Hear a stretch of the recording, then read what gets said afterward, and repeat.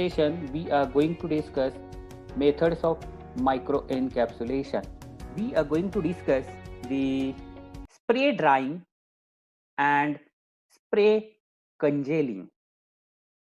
It is one of the method which is used for the microencapsulation.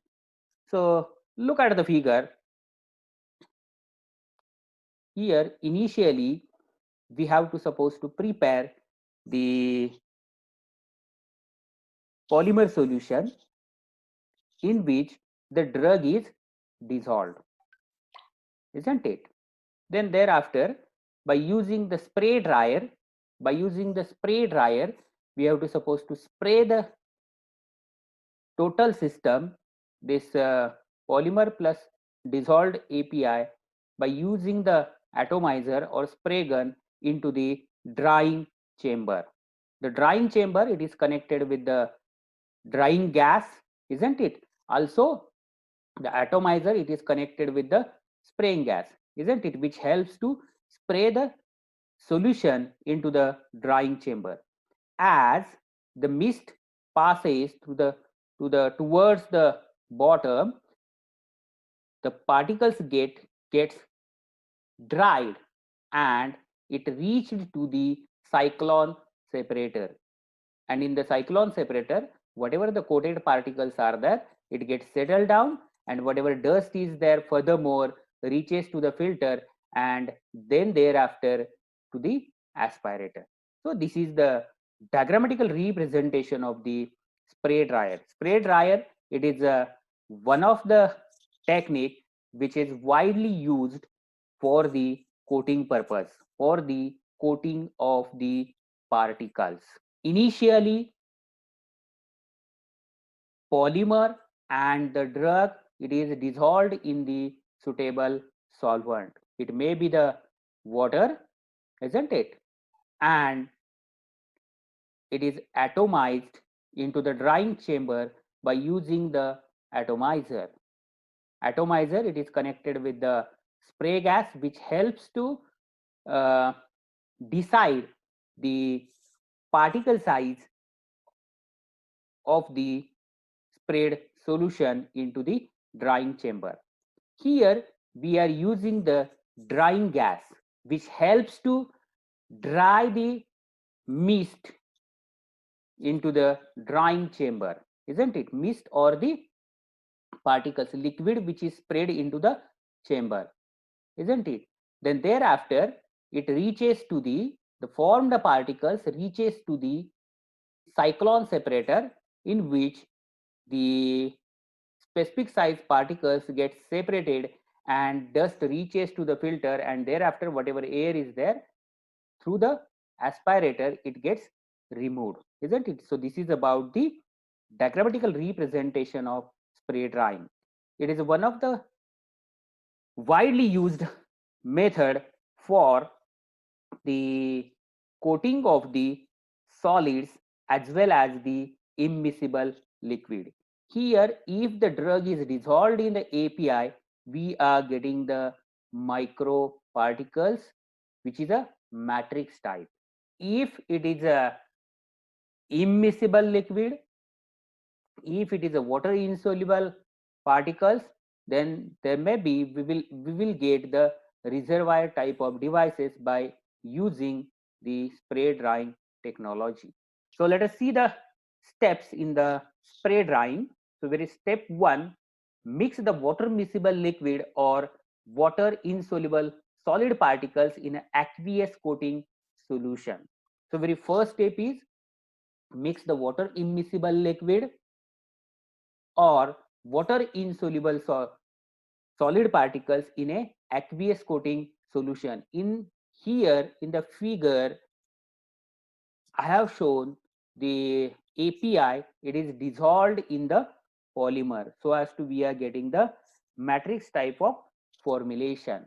But it is also possible to get the reservoir type of system by mixing the immiscible liquid or by preparing a O by W type of emulsion or the aqueous solution or the aqueous suspension of the API in a polymer solution. So that is the first step. Then the second step, as I have said, that is the preparation of O by W emulsion or the aqueous suspension, isn't it? Once we have prepared the O by W type of emulsion or the aqueous suspension, the last step is spray dry the resulting mixture or the emulsion by using the spray dryer. Here, the coating solidification, it is affected by rapid evaporation of solvent in which the coating material is dissolved. So whatever the, here we are applying the drying gas which is having a certain temperature and which supports the removal of the solvent from the particles, isn't it? And thereby we will get the spray dried product. Generally, we are getting the particle size ranging between 600 to 5000 micrometer by using the spray drying technology. The spray drying, the main important thing is that we are using here the hot air to dry the material, isn't it? There are so many factors are there which are going to affect the spray drying process. That is the concentration of feed, then the atomization speed, then the droplet air contact and the separation. So these are the few factors which are going to affect the process of spray drying. Let us move towards the congealing. So congealing, it is a transition of melt from a soft or fluid state to the rigid or solid state by cooling. So in a previous case, in a spray drying, we are using the hot air or hot gas to dry the product, to remove the solvent from the droplets.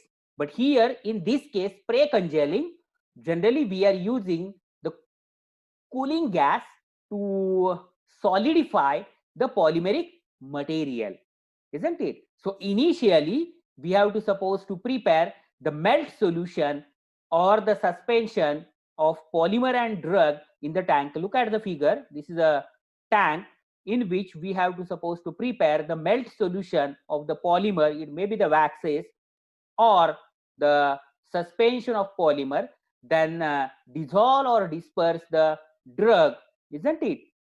And with the help of the atomizer, spray the system into the congealing chamber. Congealing chamber, it is supplied with the cooling gas which helps to solidify the sprayed material into the chamber. Then it is going to be collected into the cyclone separator and which separates the final product. So here the coating solidification, it is completed by the cooling gas. So the main principle is we have to suppose to prepare the hot melt and supply the cold air. That is the very important thing. The principle in the case of spray congealing, it is same like the spray drying, only the difference is that here we are using the cooling gas. Approximately we are getting the particle size ranging between 600 to 5000 micrometers. So this is about the spray congealing.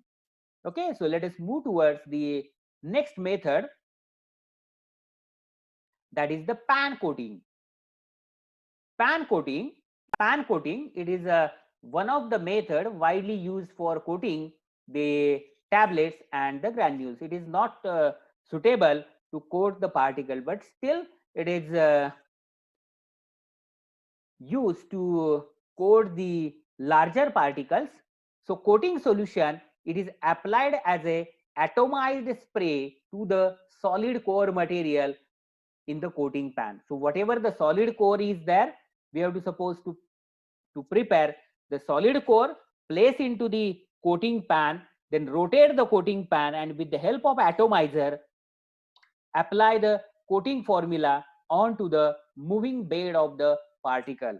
It is supplied with the hot air. So whatever the coating formula which is applied onto the particle, the solvents gets evaporated and we will get the coated particles. So coating pan, generally it consists of the inlet air port, then there is a here it's a atomizer, or it is also known as the spray gun. Then there is a exhaust air is there, that is a suction shoe with the help of, then mixing blades, or we can say it as a baffles, which supports the mixing of the particles or the mixing of the tablets, and whole it's a coating pan with a perforated wall, isn't it? I have shown here, I have taken here the example of coating pan with the perforated wall. So it is possible to coat the particles also larger size, that is which is having a size range between 600 to 5000. So it is possible to coat the macro particles than the micro particles. So pan coating, the coating solution is applied as atomized spray to the solid core material in the coating pan. To remove the coating solvent, warm air is passed over the coated material.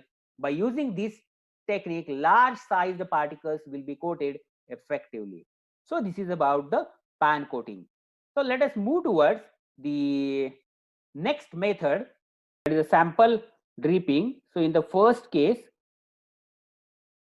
it consists of the two concentric tubes which are attached to the nozzle. The drug, it is either dissolved or dispersed in a polymeric solution and extruded through the inner tube into the hardening bath. Hardening bath consists of the solution which will support the hardening of the polymer, and thereby we will get the micro particles. So this is about the sample dripping with an external gelation. So here whatever the gelation is there, it is a external gelation. Simply we have to suppose to pour the material into the one tube, inner tube, attach inner tube to the nozzle. Nozzle supports the formation of the droplets, and the formed droplets collect these formed droplets into the hardening bath, which is either temperature controlled, or it may contains the salt solution, or it may contains the cross linkers which supports the hardening of the polymeric material, and thereby we will get the micro particles. Then the second one, that is known as the co-extrusion. So look at the figure. As I have said that there are the two concentric tubes are there. Inner tube, it is filled with the core material, and outer tube, it is filled with the coating material, isn't it? And these both tubes connected to the nozzle, which supports the formation of the droplets. So when the droplets gets formed, the coating formula covers the core solution. Core material, it contains the API, isn't it? And the solution, or this whatever the sample is there, it is dropped into the hardening bath, isn't it? And thereby there is a formation of the micro capsules, isn't it? In the first case, we are getting the microparticles. In the second case, we are getting the micro capsules. That is a reservoir type of the system. So inner tube, it is filled with the material to be coated. Outer tube, it is filled with the polymeric solution. Extruded fluid dropped into the hardening solution. Hardening solution, it may be the non-solvent for the polymer. It may contains the salts, or it may contains the cross linkers which supports the rigidization of the polymer or hardening of the polymer.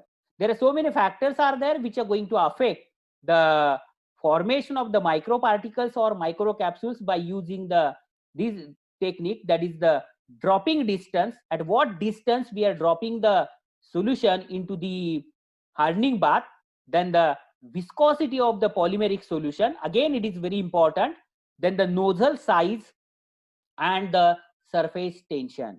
Always it is not possible in both the cases, always it is not possible to get the spheres, because that will decided by the nozzle size that will decided by the viscosity of the polymeric solution, and that will decided by the concentration of the cross linker along with the surface tension.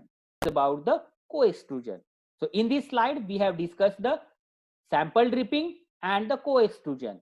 So in the sample dripping, simply prepare the polymer solution, disperse or dissolve the drug and drop into the hardening solution, isn't it? We will get the microparticles. In the co-extrusion, simply inner tube it is filled with the core material, outer tube it is filled with the coating material, and drop the solution into the hardening bath so as to we will get the micro capsules. So this is about the sample dripping and the co-extrusion. So let us move towards the remaining part from the extrusion, that is the electrostatic extrusion and coaxial airflow. So in the electrostatic extrusion, here the jet is subjected to the electric field, where having reached a certain voltage of 5 to 6 kilovolt, and which creates the particles. So in the electrostatic extrusion we are using the electric field, external electric field, so which supports the formation of the microparticles, and also it supports the deaggregation of the particles in the hardening solution. Then the second, that is a coaxial airflow. In the coaxial airflow, the solution it is filled into the inner tube, and the outer tube it is supplied with the compressed air. So it will decide the size of the formed droplet. It will decide coaxial compressed airflow is there, which decides the size of the formed droplet. So compressed airflow through the outer tube which controls the particle size, isn't it? So this is about the coaxial airflow. This is just the modification of the very first technique, that is the sample extrusion. Then the vibrational jet and the jet cutting and spinning disc. Look at the figure. Here it's a vibrational jet. So the coating formula is there. Coating solution it is prepared. Then it is filled with the inner tube, and it is attached to the vibrator so as to nozzle gets vibrated. So changing the frequency vibration separates the laminar jet into the bed. Always it is not possible to get the droplets, isn't it? There may be the formation of a rod, there may be the formation of a worm like shape, isn't it? And it is not possible to break it. So in order to break the rod and get the spears, here the external vibrations are applied to the nozzle so as to we will get the micro particles. Then the jet cutting, it is a jet cutting and spinning disc. These are the modifications of the methods of the extrusion, and here there are the mechanical devices like a cutting wire, and the spinning disc is used to form the particles and their deaggregation, isn't it? So this is about the jet cutting and the spinning disc. Let us move towards the next method, that is known as the inotropic gelation method. So in the case of inotropic gelation method, look at the figure. We have to suppose to prepare the polymer solution, isn't it? And drop this solution into the hardening bath, isn't it? So as to we will get the microparticles. So the hardening bath contains the ions, isn't it? Which supports the hardening of the specific polymer like sodium alginate or the pectin. So in the first figure here, we have utilized the ionic gelation concept. So there are two ways by which we will get the ionic gelation. Very first one is the diffusion, and second one is the internal setting. So in the first case, that is a diffusion, it is based on a introduction or a dripping of the polymeric solution into the ionic solution. And the gelation occurs when the ions diffused into the polymer solution droplets. So simply in the diffusion method, we have to suppose to prepare the polymeric solution and drop this solution into the ionic solution, isn't it? So as to, by the gelation mechanism, we will get the micro particles. Then in the case of internal setting, the addition of gelling ion, it is in an inactive form, such as a calcium carbonate for the calcium alginate gels, and the gelation is triggered by changing some properties, generally the pH. So by changing the pH, automatically the calcium ions gets activated, and which will supports the gelation of the alginate. That is alginate, it gets converted into the calcium alginate, and thereby there is a hardening of the microparticles. Generally, by inotropic gelation method, it is possible to prepare the microparticles of the alginate, microparticles of the chitosan, carrageenan, pectins, and guar gum. To look at the first figure, in the second figure, it is simply the via the water in oil emulsification technique, and third one, that is a complexation of oppositely charged polyelectrolyte by mixing. So second and third method, it is related with the co-acervation phase separation technique. The second beaker, it is related with something simple co-acervation phase separation technique, and third one, that is related with the complex co-acervation phase separation technique. So we will discuss it later on. So this is about the inotropic gelation method.